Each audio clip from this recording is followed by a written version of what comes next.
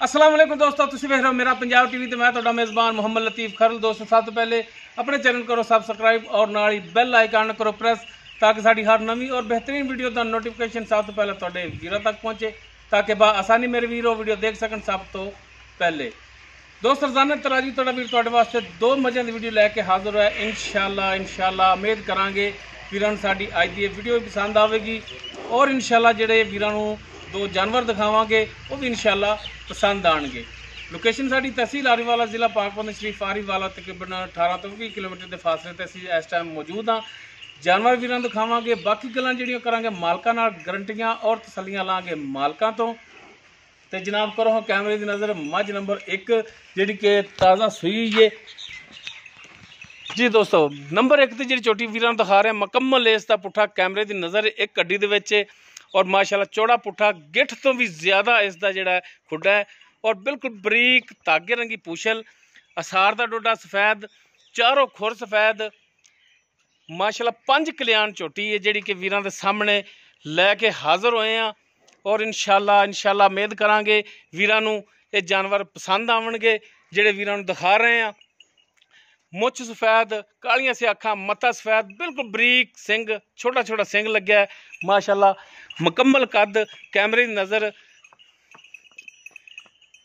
बिल्कुल तुनी कोली तो पाक, बिल्कुल प्लेन पेट इसका पिया है वीरां दे सामने माशाल्लाह। 5 कल्याण चोटी जिहड़ी कि लैके हाज़र होए हैं, ताज़ा सूई है, पिछे कट्टा और माशाल्लाह लिबास इसका असार तक जा रहा है। कैमरे की नज़र है वीरां दे सामने, कोई चीज़ ओले वाली नहीं और माशाल्लाह कला कला थान, मुठ भर थान, विरलां ते लग्या है, सोहणियां विरलां, सोहना लिबास, भरावां दे सामने चारों खुर सफेद, मत्था सफेद, मुछ एक सफेद और असार का डोडा थोड़ा सफेद, प्योर 5 कल्याण झोटी जिहड़ी कि भरावां दी खिदमत च लैके हाज़र होए हैं। तो जनाब इनू माड़ा छड्डिया जे ताकि भरावां नूं टोर के भी दिखाइए कि जानवर टुरन फुरन दे विच भी 16 ने।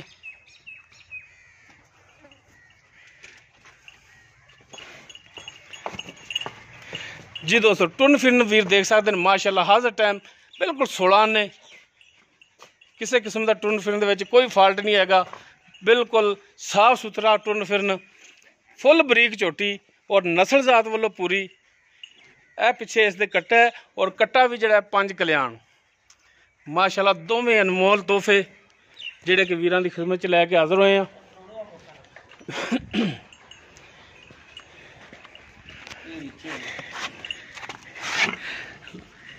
लो जी आंटा भी जड़ियां ने पिछे नूं ने बच्चे दियां भी प्योर नीली भाईजान है, देखो धागा बिल्कुल प्योर नीली का ब्रांड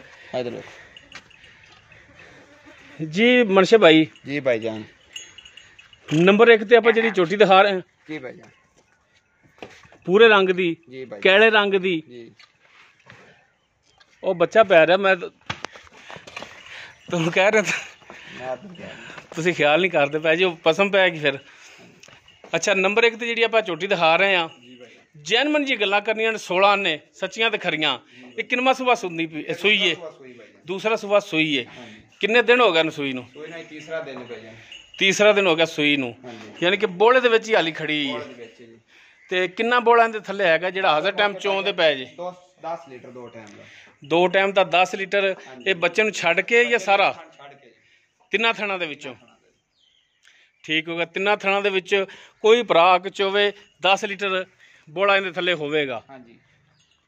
थणा वालों बिल्कुल 16 ने, कोई छट्टा फार गंड मरोड़ी कोई पिछे का मसला, गारंटी अपनी जानवर च कोई फॉल्ट इहो जिहा जानवर तुहाडा जी बिल्कुल साडा।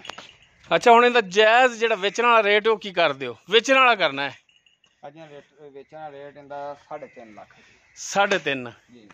ये 3.5 दे विचों कोई प्यार मुहब्बत जरूर इंशाल्लाह होवेगी, शफकत मेहरबानी होवेगी, जरूर इंशाल्लाह। ठीक हो गया जी।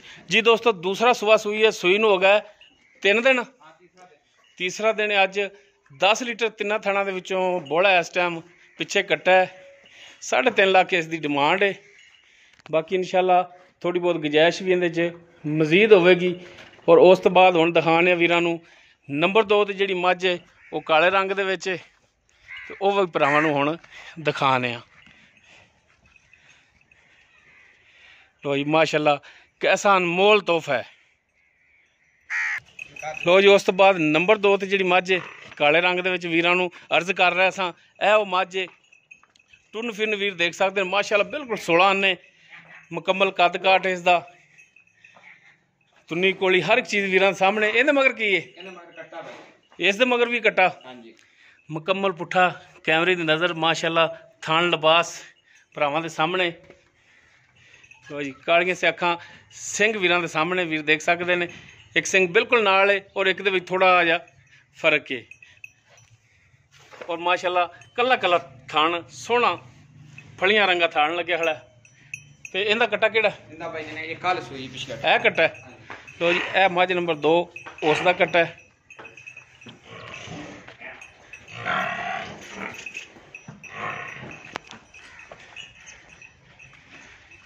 ਆ ਬੱਚੇ